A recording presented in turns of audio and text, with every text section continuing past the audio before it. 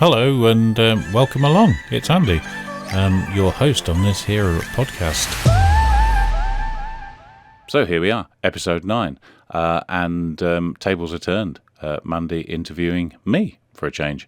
Wasn't particularly planned. I didn't really ever want to be in an episode of my own podcast, but you know, pressure was brought to bear. So let's hope it's not too dull. Here we go, Mandy Dhillon interviewing Jibz TV. So yeah, here we are back in, it's episode 9 and the tables have been turned, and so I'm handing over the questioning to Mandy. How are you? I'm good. Good. Nervous? See, now you know how we all feel on this side. So, Andy. Yes. What brought you into the wedding industry? Not wanting to be in front of the camera. Okay, so did you have a camera background? No. Okay, come on. Get into it. Okay, so I had demonstrated some talent at filming events, and so this probably goes back to Thorsby Hall, which is a Warner holiday venue not far from where I live. And my mate, Pete Conway, who is Robbie Williams' dad, was host. And I'd known him since 1983-84, when he used to compare shows that I was doing with a band, Paper Lace. So we'd do summer tours, and so that's how I got to know Pete. Pete turned up as host at Thorsby. This is a very long, boring story. And then he called into the shop where I was working. I went down. It was such a surprise. They had the full-on stage show there with dancing girls with feathers, boas, and all this sort of stuff going on. And so I decided I'd film it. And I filmed their stage show over about 12 weeks with one camera, and then took all the footage and edited it and made it into some sort of comprehensible record of the show. So that was probably I'd done family parties, I think, but it's a good way of not having to talk to anybody because I can be behind the camera. So how did you go from something like that and then going into, let's say, the wedding industry? Pure luck. So I'd done a video for Complete Madness, a Madness tribute band, and I wanted a camera crane for a shot. Didn't have one, so I made one out of string and elastoplast. And so once I'd done that film, was really impressed with the shots that I got from my homemade thing. I took the money from that and bought a camera crane, a proper one, because I thought, wow, these things are brilliant. And I was then left with a camera crane and no jobs to do for it. So I stuck an advert on eBay saying camera crane for hire, and some other online places, video forums principally, and Gurdip Gill from Gill Media Group got in touch and said, we'd like to hire you, camera crane for a wedding. I was like, fine, yeah, okay. And it was at Milton Keynes Goodwarra, and I think they'd been open a week or something. There was still gravel in the car park, it wasn't tarmacked. And that was my first ever Asian wedding. So I did the ceremony at Milton Keynes and then the reception wherever it was. So to Taj Gill and Gurdip Gill and the Gill Media Group, thank you, because he knows it already.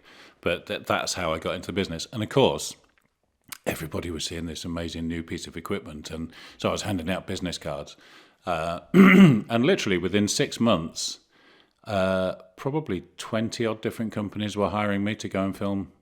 And so then the balance of trying to work in filming with a day job, that then became the challenge. Mm. So any regrets, do you think, or was it the best no. thing? No. Best thing ever. Okay. You're kidding me. Going from working in a pawnbroking shop in Worksop to travelling the world to go to the Bahamas or Thailand or Dubai, no contest, is there? It's absolutely no contest. And my only regret is that I didn't realised that I had that capability in me and that it was possible for me to do it until I was 50. If I just think 20 years previous would have been much, much better. So when you're not on your crane or you're not filming, doing your events, what's your relaxed time about? What do you do?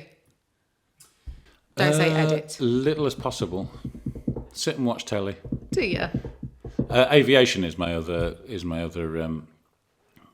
interest, I suppose, and that's evidenced by the work I do with the Vulcan Restoration Trust at Southend. And I know that's still filming, and I know it's still doing stuff, but to get to go down to Southend and hang out with those guys and play with a great big bomber is just, that's relaxed to me. So filming their events, finding new ways to mount cameras on this aircraft, and that's sort of relaxing for me. It's not, I don't find that stressful at all. And I used to say I would never film a wedding. On the video forums, there were all these wedding videographers, and it's just like, wild horses wouldn't make me do that, because if you make a mistake, there's no retake. You can't ask a bride and groom to come in again. You can't recreate a first dance again. You've got one chance if you get it wrong. And I felt, I'm going back sort of probably 20 years now, I felt the pressure of that was just way too much on someone's shoulders. And I'm glad to say I've only forgotten to press record once. So we're good. That's good to know. Thankfully not on any of my jobs. No, I don't think, have you ever actually hired me? No, I don't think I have. don't know. Oh dear. No, that's it, I'm off. Need to get you on the next job, Andy. In fact, every time I phone, you're probably already booked up. No, can't do it. This year is obviously looking slightly dodgy. I think from speaking to most of the suppliers, everyone is down probably 20 or 30% for this year. 100%. Yeah. No, not 100%, 20 or 30%. No, I know what you mean. But yeah, I get. So, I mean, just even having this weekend off is so alien, and it's just like I should be somewhere filming something, doing something, and instead, no. So going back a little bit, obviously you went through COVID exactly like we all did. How did that affect you and your business? Completely. I didn't shoot a frame for 14 months. At all? Not even these Not a small single weddings? thing. No. Nothing at all. Because a camera crane is a luxury for most events, and COVID wasn't the time for luxuries. COVID was a time when people were watching every single penny because we didn't know how long it was going to last. I sort of looked back at the Spanish flu epidemic just after the First World War, and I'd seen that lasted about 3 years. And so the speed that the vaccinations were coming in, I thought 2 years tops, we'll be done. It's going to be fine. It turned out to be a bit longer, I think, really. But it really made people realise that they could probably spend their money on something that they felt was more worthwhile. And then coming out of lockdown... It's like I said to you on the last one, the first wedding back, I was so nervous. It was just like, do I remember? What? How does everything work?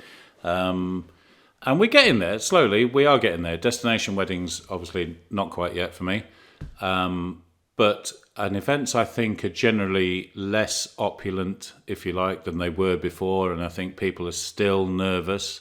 And I still occasionally see face masks on people. And I've seen someone on Facebook this morning who's got COVID and therefore can't go and shoot an air show or something somewhere. So it's still about, and we can't be complacent about that. But at the same time as that, I think generally we've got to the stage where people are just kind of going, bugger it, let's do what we want to do. Okay, so obviously now that we've kind of come out of COVID, and kind of getting back to normality, have you found that some of the guys that you used to shoot for, you don't longer shoot for because COVID has kind of made the videographs and the photographers smaller? Do you think some of the names have disappeared? For sure. Yeah. Yeah. And so most definitely numbers are down. The people specialising in crane, there's less of us. Video companies have diminished. There's not so many. The ones that were fly-by-nights really just sank without trace, and good riddance to them, because those people were just here for the money. Whereas my philosophy is much different. I'm not here for the money. If I was here for the money, I would be asking £1,000 a gig or whatever. And fair enough, we all have to earn a living. But I'm much more about, I love what I do. Snap. Right? I just love what I do. I love the shots that I leave with people. And I don't know. I just love what I do. And I'm not about the pound notes, principally. I'm more about actually doing a great job for the couple. I'm not even about doing a great job for the videographers. I'm about doing a great job for the couple, because I want them to have the best shots they can possibly have. And that sounds terribly cheesy but true. Okay, so I guess you probably will have a little bit more to do with venues than, let's say, us, because we will go into a venue and we'll film, but I think you would then have to check, I guess, the ceiling height, other bits and bobs. Not so much. Well, I do tend to get to venues like ludicrously early. Yeah. Because if I don't, then there's tables rammed right up against the side of the dance floor, or so I can't have a decent position to film from.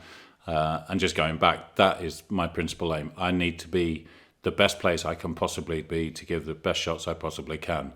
And I think if I don't turn up early, this is one of the reasons I won't do a Gurdwara first or a temple first, and then the reception in the afternoon, because I know very well that I'll probably get blocked in the car park in the Gurdwara, have to turn up to the reception late, the tables are already in and set, nothing we can do about it, and I'm filming from a less than optimum position.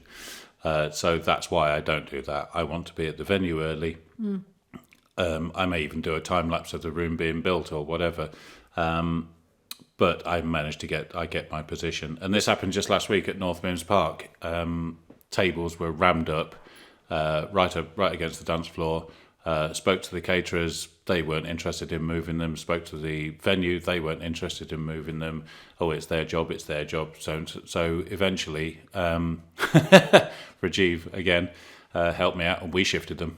So we just had to move the tables, because there was no other way of. Otherwise, the couple have just wasted a shed load of money on a piece of equipment that's not going to be doing the job they want. So yeah. Did that answer your question? I don't think it did. I just think it was a lot of waffle. Yeah, don't worry. I'm sure everybody will understand. Okay, so going back to venues then, have you got like your favourite venues and your not so favourite venues? Yeah, that list could go on for quite a while, couldn't it? Yes, there are some favourite venues. From my point of view, an easy load is everything. So somewhere like Supreme Venue is great, because you open the doors and you're straight in the room. Big shout out to Harpreet. Less than optimum venue. Let's say it like it is. Grosvenor House Hotel. Okay. It's just hard work. It's hard work getting in. It's hard work getting out. Did you not say that you thought you made it though when you got to film there? I did. Yes, but that's wide-eyed innocence, okay, isn't it? You know, you turn up somewhere and you think, yeah, big time. You know, this is the Grosvenor House Hotel. We're in central London. We're on Park Lane. It's a huge wedding. It's 1,000 people or 1,300 people. This is fantastic. And then the reality bites, and you realise that actually, it's really not. And when you look closely at some of those hotels, they're really chatty around the edges. Then they're trading on. I think they're trading on nostalgia value. So somewhere like the Grosvenor, they'll never have me back, will they? But somewhere like the Grosvenor, make life hard for suppliers. Whether it's intentional or not, they make life really difficult. We're not allowed out through the front door carrying a bag in case a guest should see us. I mean, God forbid that a guest might notice somebody leaving, through it. It's just ludicrous. And I understand going out through the back doors is difficult. They've got a curfew, and the council won't let them load out after 11 p.m. Unless you're Mika Singh, in which case you can. Notable event happened at the Grosvenor when he was allowed out with all his flight cases and stuff, and And if I try and get out with 4 bags, it's like I'm pinned up against the wall by 4 burly, Hungarian security meters. dear. Yeah, I know. It literally have to fight to get out of there sometimes. Oh, wow. And I think sometimes their sole purpose is just to make life difficult. And then you go somewhere like Fairmont at Windsor, and even though that's not the easiest load because there's a lift or stairs or escalators or whatever, at least the people running the place kind of understand that suppliers are on an equal level. And whether it's me or a caterer or a cake designer maker, a wedding coordinator, videographers, photographers, everyone's treated with a degree of respect. And I think that's lacking in a few venues. And those few venues are just a little bit up their own backsides. Yeah, I mean, I love it when you go to a venue when you're filming and the actual team come together and go, right, there's a supplier table for food.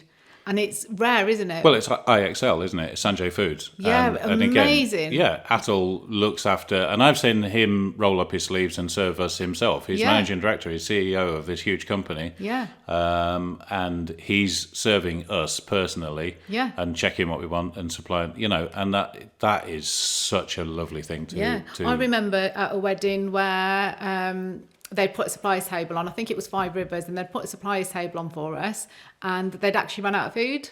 So there was absolutely, the bride and groom had already ordered X amount and they'd run out of food. So by the time it came to the suppliers table, there actually wasn't much food left. So bless them, they put chicken nuggets for the kids, chips, chicken nuggets, butter, bread. Yeah. And they laid that up for the suppliers. Honestly, it was the best meal that we ever had. It was like, why can't we have this at every wedding? I know, it's great, isn't it? Yeah, honestly. But some weddings, you get the suppliers table. We had one just a couple of weeks ago. Suppliers table laid out, and when we when we went to sit down, it had been invaded by a family, so we didn't get to sit there anyway. Oh no! So there's always that, isn't there? There is always that. So Andy, yes, your most memorable wedding? Most memorable wedding would be Kenya, in a heartbeat. No question about it. A fabulous trip, a fantastic place, brilliant families both sides. Working with Sal again, just brilliant, relaxed, and utterly memorable. Beautiful bride, handsome groom, superb events. I want to be back in Africa, actually. Do you know, like, talking about going away abroad, like, how do you take all your crane? Do you, like, have to leave your weights here, or do you get extra luggage, or, like, how much does your equipment weigh? 4 23-kilo bags. 4 23-kilo bags, so you have to pay for extra... Well, if you're savvy about it, no, because if you're flying with the Orange Airline, for instance... If you go for priority tickets, you get 2 23-kilo bags anyway. Okay, so you can divide up the 4 bags, or give 3 of them to other people and just take 2 myself, or give 2 over to somebody else and take 2 myself. Okay. And I can even get my clothes and everything in those bags. Weights-wise, I have to leave them at home, but I take a water bladder with me, so a Norwegian military water bladder. Okay, interesting. So when you get to the venue, just fill it up with water, hang it on the back, and it acts as, it's not quite as stable as my weights, but it does the job. Oh, that's interesting. Mm-hmm. Your worst wedding? And why? Do you know, I struggle to think of one. No disasters? I can think of, apart from when I forgot to press record. Oh, yeah. Touch. There are places that, for instance, I came back from Dubai, filming again with Sal in Dubai on the Aurora wedding, and so you come back from beautiful venues and just the cream of everything. And 2 days after I landed, I was at Prince and Princesses in Ilford, which really brings you back down to earth with a bit of a bang. But they pay the same money, you know what I mean? And the couple there are just as important as the couple in Dubai. They just don't know it, maybe. But maybe they do. So you've got to give equal effort to both. no matter what. But I don't think there has been a worst weddings. No. No. There's been times I've turned up, like Gravesend, for instance, turned up at Gravesend, Goodwara, and they decided overnight that camera cranes weren't acceptable anymore. And I have some sympathy for that sort of stance, because there's a religious ceremony going on and people may be distracted by this crane sort of waving around in the air. So I have some sympathy for it. What I didn't have sympathy for was the way they went about enacting that. You know, there was no warning given. For instance, it was just like, nope, can't film here. So the client had just wasted 600 quid. Oh dear. You know, so yeah, that was tough, but yeah, there you go. Yeah, so have you been barred from any venues? Yeah, Gravesend Goodwara. Oh yes, Venues and temples. you know I have been. The Vox. We love the Vox. He's not allowed in. He's not allowed there. I had to write. Okay, strap in for a long story, please. So I was working at the Vox, and they decided that everybody setting up, no matter if you were anybody, had to wear a high-vis jacket, and everybody had to wear like steel-toe cap boots and stuff. So the DJ's 40 yards away over there setting up his screens, and to a degree you can understand, okay, high-vis is there and safety, whatever. I'm building a camera crane in the middle of the room, miles away from anybody. And so I took a photo and just Instagrammed it and said, spot how many high-vis vests you can see in this room. And didn't go down well. Oh dear. And they came back to me, I think it was somebody called Pav, came back to me and said, I think you would be more concerned about safety as somebody in your position. And I said, well, you're using building at work regulations, which isn't really appropriate for what we're doing. And he wouldn't stop biting back, so I just kept biting back, and eventually he just barred me. Oh dear. Did you manage to do that wedding? I did that wedding. Oh, good. But Good they put safety barriers. There's a picture that I like to retweet every now and then of me standing there surrounded by safety barriers and a security guard watching me to make sure I didn't move. And then sometime later, somebody booked me for the Vox, and I said, well, I can't do it because I'm barred. And they said, oh, please, we really, really want you. So I wrote this grovelling, stupid email back to the Vox and said, please, I'm sorry, but I'm so sorry for the things I said. But and they said, okay, you can come back. And then COVID happened. It was cancelled anyway. Oh. And so I never got to go there again. And the company running it went down the toilet. So, Oh, right, okay. God moves in mysterious ways. Oh. Hello, breaking in again. And if you are still here and still listening, which I doubt at this point, but if you are and you are enjoying it, please, share the podcast on whatever platform you're listening to it on, and it's available everywhere now, even Apple. Spread it about. Give us a rating, review it. I don't mind, but please, let's get the word out there. And now back to dull and boring me. Thanks very much. Later. Okay, so tell me a little bit about your personal life. Like, obviously, like with myself, being in the wedding industry, it's very difficult, isn't it, to kind of balance your family life and work and kind of do everything. What are you supported well enough at home, or how's it all going? This business is not very family friendly, I have to say, and that's our choice. I've got no complaints about it. We choose to do it for a living, and therefore we pay the price. But when I first started doing this full time, and I was burning the candle at both ends, and I was working in the shop and filming. And it became apparent that I wasn't capable of doing both at the same time, and I was running myself into the ground. And my wife just sort of said, look, you love doing this. Give it a try. I'm working. If it goes wrong, I can support us. It's absolutely fine. Go do it. And without that little step of encouragement, which was huge, actually, I wouldn't be doing what I'm doing, because without Jude saying that, I think I'd have probably just gone into a black horrible hole and just given everything up completely. So it's making me quite emotional actually thinking about that. Aww. So without her support, I'd really struggle.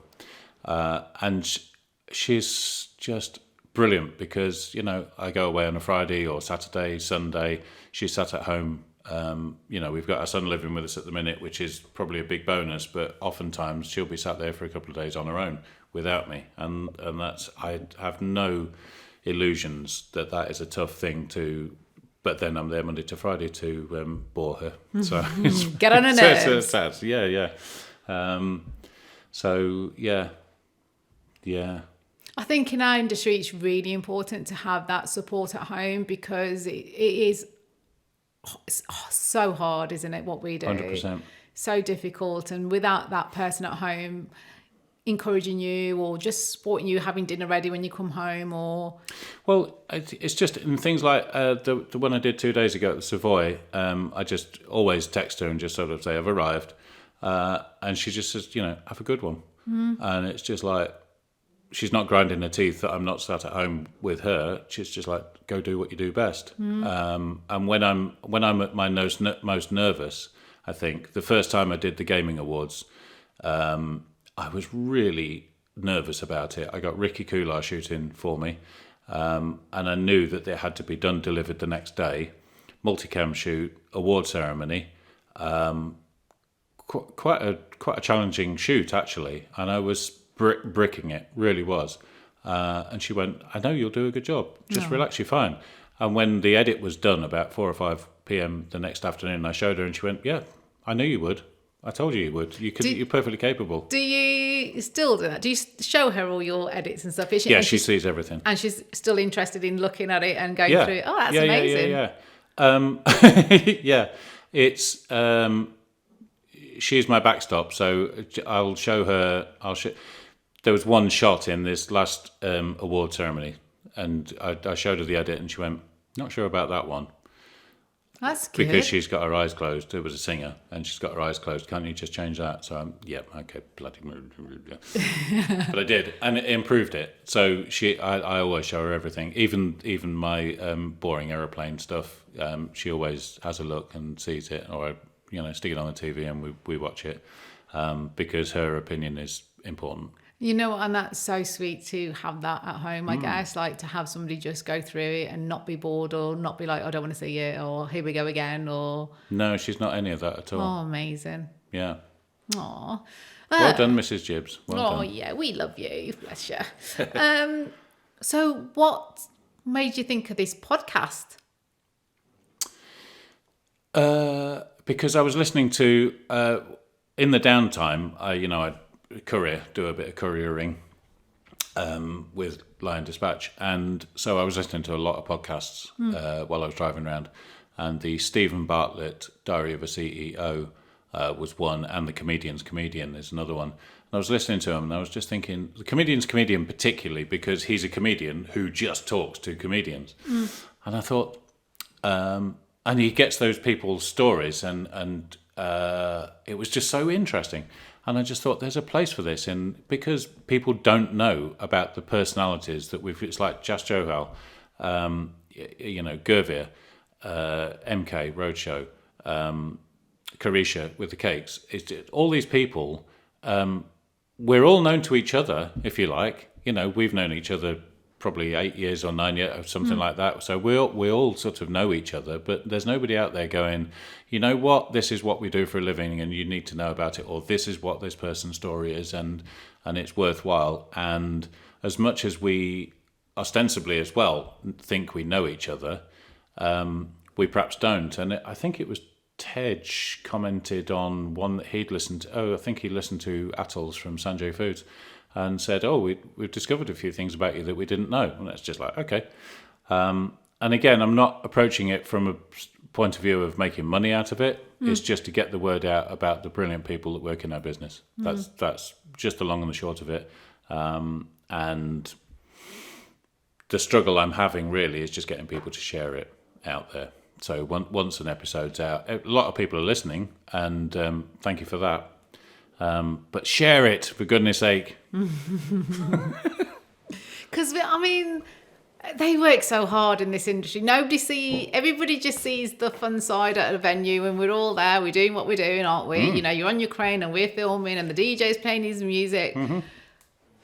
But it's so difficult, like things that happen just before the event, or when we pack down, or when we get home, or the build up to the event. And there's just so much going on, isn't there, that people don't see? Yeah, and this is the peculiarity about this podcast, because I don't know who the audience is. And where I'm sure that photographers, for instance, will listen to Gervir's one because they're curious about his methods or how he does what he does, or maybe they really don't like him and they just want to hear him and criticise what they hear. I don't know.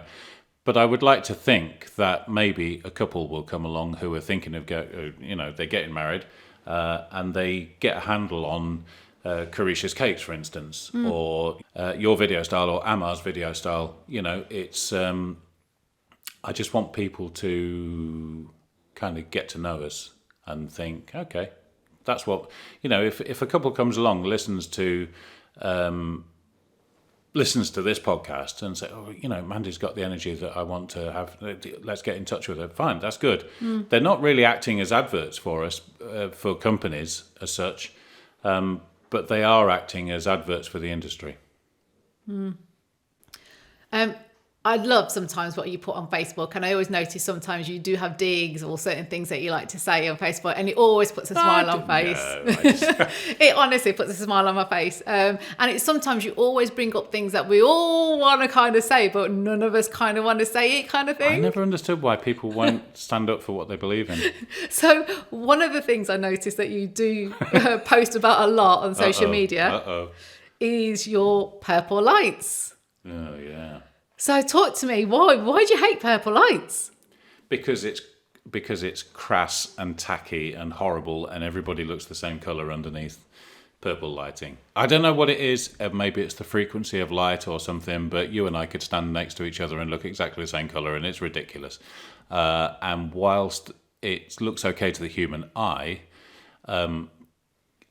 cameras haven't got that same technology, and so it's really difficult to make things look lovely. And there are certain venues, one in North London, which I won't name, but there's one in North London, and he has them up in the intensity of the sun, you know, blasting down on you in this huge purple light horror, and it's horrible.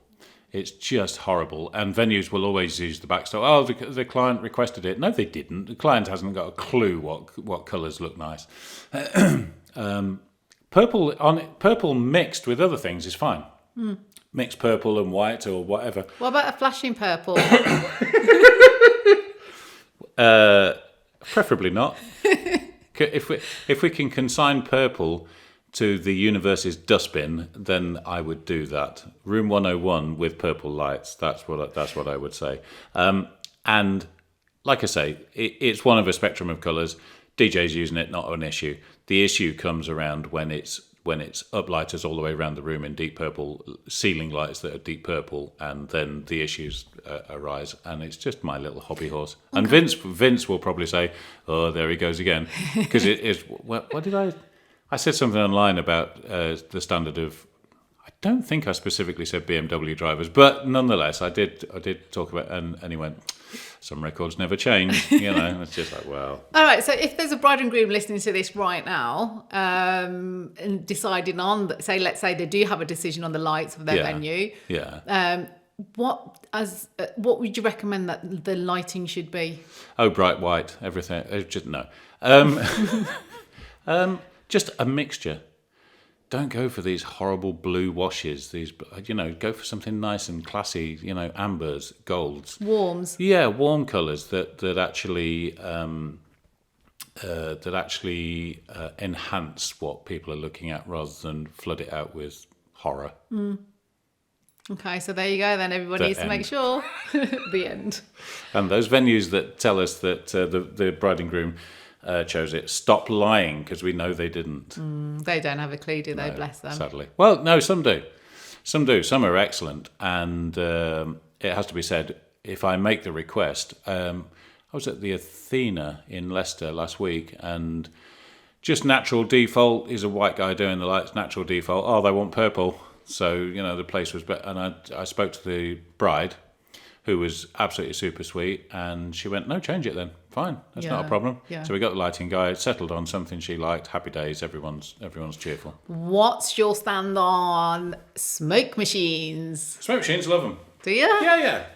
But not to excess. Yeah. Don't make it like it's an 1800s smog-bound London kind of scene. When you can't like see a Charles anything. Dickens where you can't it's see. And I know photographers hate it because but for video, a smattering of haze is no bad thing because it just enhances the lights from the DJs and so I like it. As long as it's not constant. As long as it's not to excess. Yeah. I think that's probably the rule in life with everything. Just don't do it to excess. Don't have purple lights to excess. Don't have smoke to excess. What else could you not have to excess? I don't know. Have a break when you're dancing. For God's sake, don't do 6 hours solid dancing. Nobody wants that. Have a break for main course. Because we need to eat. Yeah, we need. We need a break. And DJs, stop telling us it's the last number when there's an hour left, because we know there's an hour left. You're just getting our hopes up that it's gonna. And then why do the DJs get fed first when we've been there since 6 o'clock in the morning and we're just like? Oh. Well, yeah. I do know one videographer, and it annoys him so much when the drummers sit down at our table and so Imperial and all you other drummer boys out there, just think about us. We've been there a long time. Yeah, exactly. Okay, so your magical question that you ask everybody. Oh yeah. So if I was to give you the skills and the tools to do whatever you wanted, what would Andy do? And I'm not allowed to choose what I already do, which is a shame because that's probably what I would want to do. That's a really difficult question, and I actually haven't thought about it myself. I would probably, do you know what? Photographer. Really? Oh, really? Yeah. You were expecting me to say DJ or something, weren't you? I don't know. No, because I am in awe of some of the photographers in our business and the skill sets that they have to create magical images out of seemingly thin air is something that, because generally I'm restricted to a dance floor or that sort of area of the room, and so my shot range is pretty limited. But I've seen photographers magic shots out of absolutely nothing. And you just think, how on earth did you do that? I remember Harpreet Garcha was photographing Sal in Monaco, in Monte Carlo. And he was sort of going, okay, lean forward a bit, just twist you slightly to your right, left. And to the naked eye, Sal looked like he was in some kind of weird position. And the photograph that came out was staggeringly good. And it's just like, how did you do that? How did you... Where in your head did you see that was going to work? So I'm quite envious of their skills, and if I could do that, I wish I could do that. And I also wish I could just turn up to a gig with one bag, you know what I mean, and not a trolley full of equipment.